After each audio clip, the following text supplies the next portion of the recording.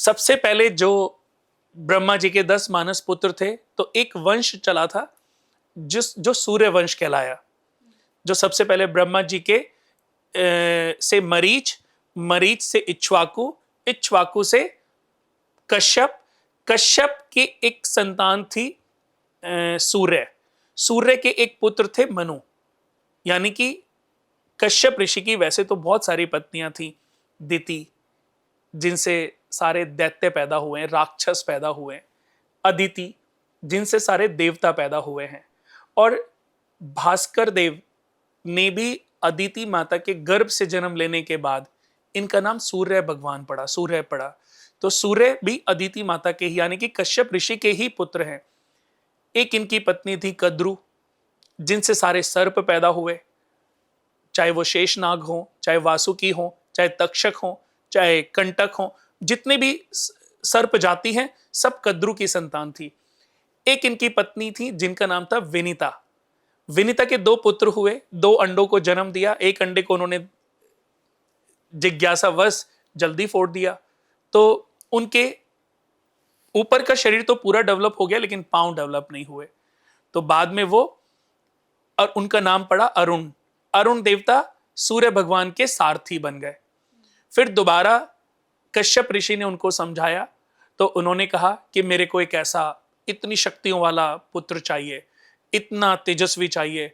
तब उनके घर में दोबारा उन्होंने एक अंडे को जन्म दिया, और पूर्ण समय होने के बाद जब उस अंडे से बच्चा उत्पन्न हुआ, उनका नाम पड़ा गरुड़।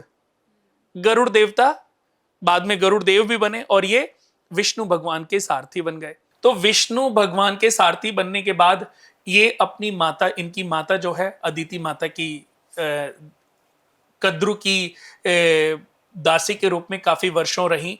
तब इन्होंने सभी सर्प जाति को जो है खूब लताड़ लगाई, उनको मारा। तो सारे सर्प जो है वो गरुड़ देवता से डरते भी हैं, यानी कि एक ही पुत्र उनका इतना शक्तिशाली था। तो मनु कश्यप ऋषि के एक पुत्र थे सूर्य, सूर्य जो कि अदिति माता से उत्पन्न हुए थे। तो अदिति माता सूर्य भगवान का जब जन्म हुआ, तो जब बड़े हुए तो इनकी भी शादी हुई। तो इनकी शादी हुई संज्ञा से।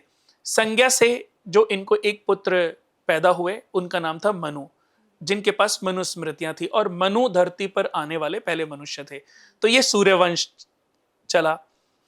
अब इसी में जब ये वंश आगे बढ़ा, तो मनु जो पहले मनुष्य थे, उन्होंने विष्णु भगवान की घोर तपस्या की, घोर तप किया, उनको प्रसन्न भी कर लिया। प्रसन्न करने के बाद उनकी पत्नी ने भी और उन्होंने भी, दोनों ने तप किया और उनको प्रसन्न कर लिया। प्रसन्न होने के बाद विष्णु भगवान ने उनको वरदान मांगने के लिए बोला। तो उन्होंने बोला कि मैं आपको अपने पुत्र के रूप में चाहता हूं, यानी कि आप हमारी संतान के रूप में जन्म लो।